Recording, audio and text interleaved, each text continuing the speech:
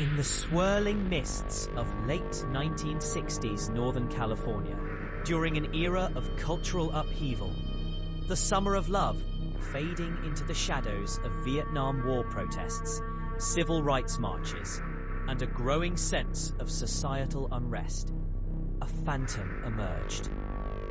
This was the Zodiac Killer, a figure who blended into the chaos of the Bay Area, a region buzzing with hippies in San Francisco's Haight-Ashbury, tech innovators in Silicon Valley's infancy, and everyday families in suburban towns like Vallejo and Benicia. He claimed at least 5 confirmed lives, boasted of up to 37 murders in taunting letters, and tormented authorities with intricate ciphers, riddles, and a chilling crosshair symbol that became his macabre trademark. As of December 2025, more than half a century later, the Zodiac remains one of America's most enduring unsolved mysteries. A case that has spawned countless books, films, podcasts, and amateur investigations. His story is not just about murder. It's about the psychology of fear, the limits of forensic science in a pre-DNA era, and how one man's cryptic games expose the vulnerabilities of law enforcement and society at large. Join us as we unravel the threads of this dark tapestry, step by step, murder by murder, letter by letter. The roots of the Zodiac's terror trace back to a time when serial killers were not yet a staple of public consciousness. The term serial killer wouldn't even be coined until the 1970s by FBI agent Robert Ressler. In 1968, America was grappling with assassinations, Martin Luther King Jr. and Robert Kennedy, amid the Tet Offensive in Vietnam. Against this backdrop of national turmoil, the Zodiac began his spree in the quiet, working-class communities around the San Francisco Bay. His first confirmed victims were emblematic of innocent youth in a changing world. High school sweethearts caught in the crosshairs of a madman's game.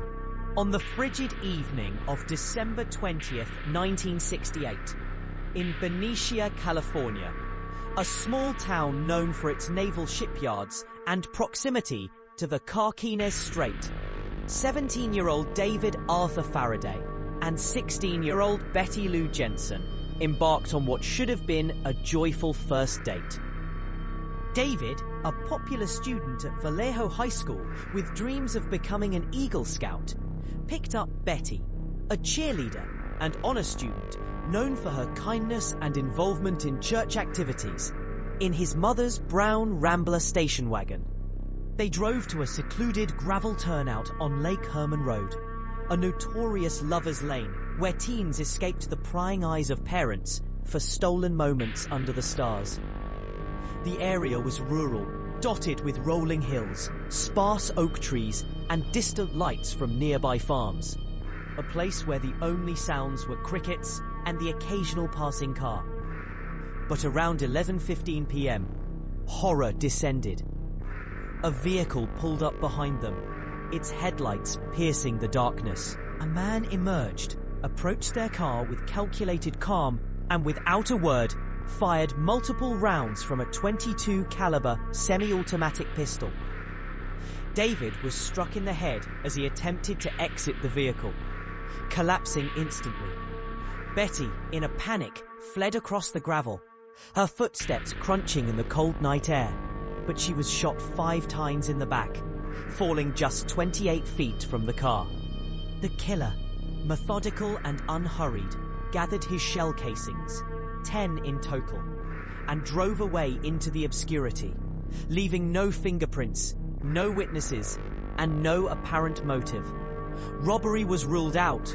Their wallets remained untouched. Sexual assault wasn't evident. It seemed like a random act of pure malice. The next morning, December 21st, 1968, a passerby discovered the bodies, prompting a swift response from the Solano County Sheriff's Office. Deputies arrived to a scene of frozen horror. The station wagon's doors ajar, blood pooling on the seats, and footprints in the dirt, suggesting the killer had circled the vehicle post-shooting. Investigators, clad in the era's standard trench coats and fedoras, combed the area with flashlights and notepads, collecting bullet fragments and tire tracks from what appeared to be a 1960s-era sedan. Autopsies revealed the precision of the shots. Faraday died from a single head wound, Jensen from multiple torso hits. Local newspapers like the Vallejo Times-Herald ran headlines of shock, but with no leads, the case initially pointed toward a jealous rival or local grudge.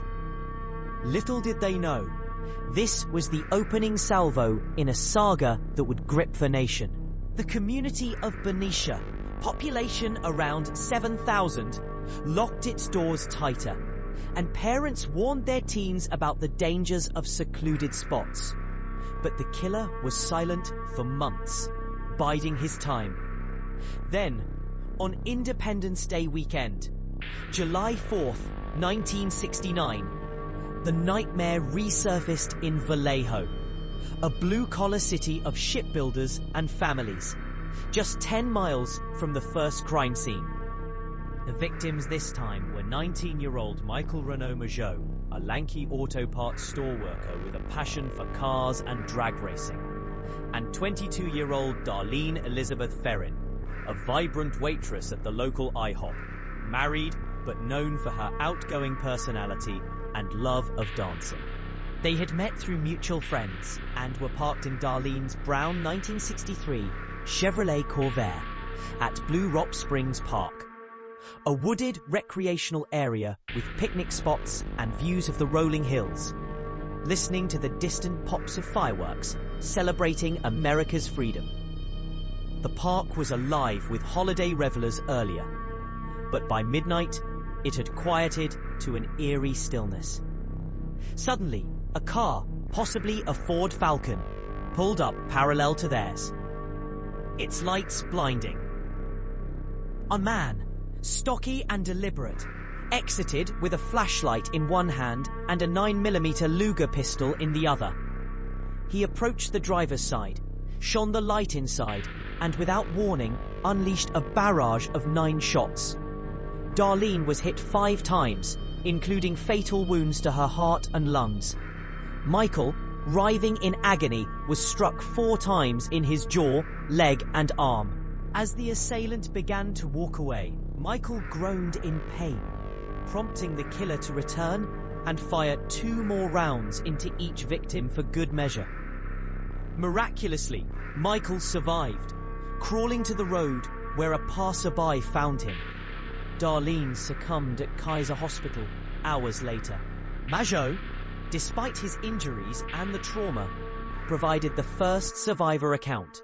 The killer was a white male, 5'8" to 5'10", heavyset at 195 to 200 pounds, with short curly brown hair, wearing a blue short-sleeved shirt and wool slacks, clothing typical of the conservative 1960s working man, contrasting the hippie fashions of the time. But the true link to the previous murders came 40 minutes after the shooting.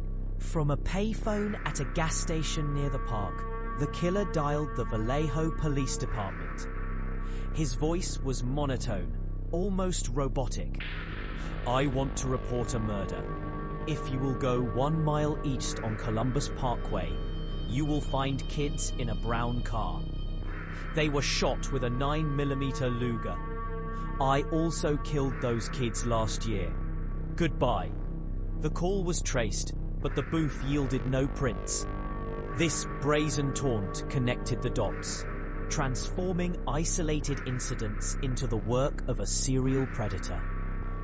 Vallejo PD, under Detective Sergeant Ed Rust, intensified efforts, interviewing Darlene's acquaintances. She had mentioned a stalker named Paul, but leads fizzled. The public grew anxious. Lovers' lanes emptied, and gun sales spiked in the Bay Area. The Zodiac's transformation from silent killer to media manipulator began on July 31st, 1969, when envelopes arrived at 3 newspapers: the Vallejo Times-Herald, the San Francisco Chronicle, and the San Francisco Examiner. Postmarked from San Francisco, each contained a handwritten letter boasting of the Lake Herman and Blue Rock Springs murders in explicit detail. Facts like the victim's clothing and positions that only the perpetrator could know. Accompanying each was a third of a 408-symbol cipher, a puzzle of Greek letters, astrological signs, and invented glyphs. The writer demanded front-page publication by August 1st, or he would cruise around all weekend killing lone people in the night, then move on to kill again, until I end up with 12 people over the weekend. The newspapers complied, splashing the story across headlines, igniting a media frenzy that would define the case. Amateur and professional codebreakers raced to solve the cipher. On August 8th, 1969, Donald and Betty Harden, a high school teacher and his wife from Salinas, cracked it after days of trial and error. The decoded message was chilling. I like killing people because it is so much fun.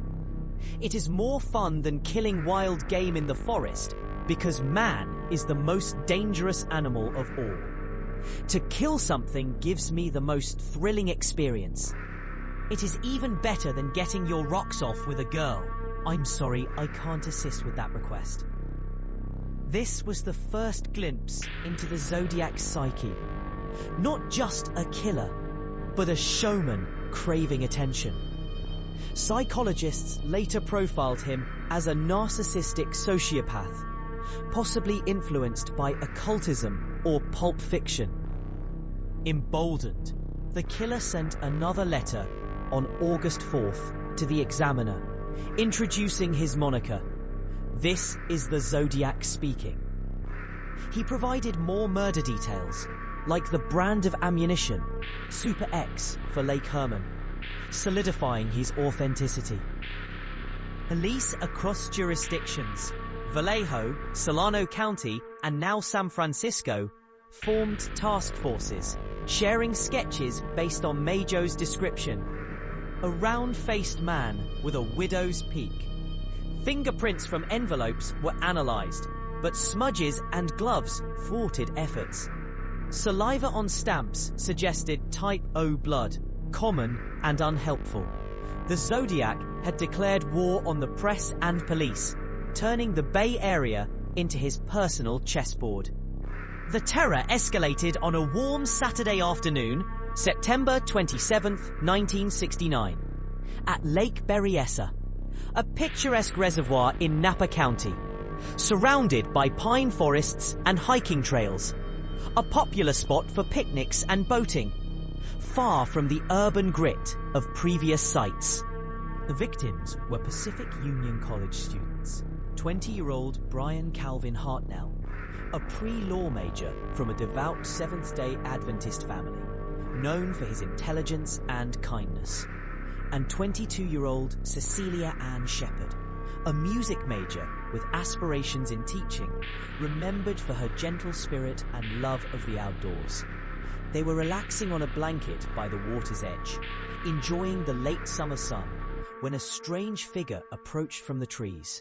He wore a black executioner's hood with clip-on sunglasses over the eye slits, a bib-like garment emblazoned with the white Zodiac crosshair symbol across his chest, dark slacks and winged-tip shoes, an outfit evoking medieval torturers or comic book villains, perhaps inspired by the 1920s film The Most Dangerous Game. Armed with a .45 caliber pistol and a foot-long knife, he claimed to be an escaped convict from Deer Lodge Prison in Montana, needing their car and money for Mexico. He bound their wrists with pre-cut plastic clothesline. Then, betraying his ruse, stabbed them viciously.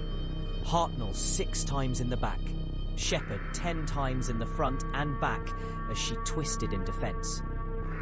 "I'm going to have to stab you people," he said calmly, as if discussing the weather. Hartnell played dead. Shepard moaned in agony. The killer strode to Hartnell's white Volkswagen Carmen Ghia and, using a black felt-tip marker, scrawled a message on the door. "Vallejo, 12-20-68, 7-4-69, Sept 27, 69, 6:30, by knife," complete with his symbol. He then hiked to a payphone in Napa and called the sheriff's office. "I want to report a murder. No, a double murder. They are 2 miles north of park headquarters. They were in a white Volkswagen. I'm the one who did it." Shepard died 2 days later from her wounds. Hartnell survived after months of recovery, providing a detailed description. The attacker was 5'8" to 6 feet, 225 to 250 pounds, with greasy brown hair visible under the hood, speaking in a slow, measured monotone without accent. Footprints from military-style wing walker boots, size 10.5, were cast in plaster. Napa County Sheriff Earl Randall led the investigation, noting the shift from guns to knives, perhaps to vary his methods and evade ballistics matching. The costume suggested theatricality, a desire to instill terror beyond death. Barely 2 weeks later, on October the 11th, 1969, the Zodiac struck in the heart of San Francisco, a city pulsating with counterculture. Peace rallies in Golden Gate Park, the rise of the Black Panthers, and the Stonewall riots. Echoes rippling westward. His victim was 29-year-old Paul Lee Stein, a hard-working cab driver and English PhD student at San Francisco State University, moonlighting to support his wife and studies. Driving his yellow checker taxi through the affluent Presidio Heights neighborhood, with its Victorian homes and tree-lined streets, Stein picked up a passenger around 9:45 p.m. near the Theater District. The fare directed him to Washington and Maple Streets, but upon arrival shot Stein once in the head with a 9mm pistol, the same caliber as Blue Rock Springs, but a different gun. The killer then calmly wiped down the cab for prints, took Stein's wallet, keys, and tore a large swatch from his bloodied shirt tail, perhaps as a trophy or proof. 3 teenage witnesses across the street glimpsed a white male, 25 to 30 years old, 5 feet 8 inches to 5 feet 10 inches tall, 180 to 200 pounds, with reddish-brown crew-cut hair and glasses, wearing a dark parka and rust-coloured trousers. They called police, who broadcast a description, but a fateful dispatcher error listed the suspect as black, causing patrol officers Don Folk and Eric Zelms to briefly question a white man matching the Zodiac's profile, walking away, only to let him go. This near miss haunted investigators. The Zodiac later mocked them for it in letters. Stein's murder marked a departure. Urban setting, male victim, no romantic context, suggesting the Zodiac's evolving whims. SFPD inspectors Dave Toski and Bill Armstrong took the lead, famous for their sharp suits and later inspiring films like Dirty Harry. Fingerprints from the cab's bloody door were partial but promising. A palm print was lifted, though never matched. The case now spanned multiple counties, prompting interagency friction, but also collaboration. The letters resumed with vengeance. On October 13th, 1969, the Chronicle received an envelope containing the bloody shirt swatch from Stein's murder. Irrefutable proof. "This is the Zodiac speaking," it began, claiming the cab killing and threatening to wipe out the school bus some morning. He detailed a fantasy of shooting out tires and picking off the kiddies as they come bouncing out. Enclosed was a diagram for a death machine. a bomb with batteries, switches, and gravel shrapnel. Panic ensued. Schools increased security. Buses got police escorts.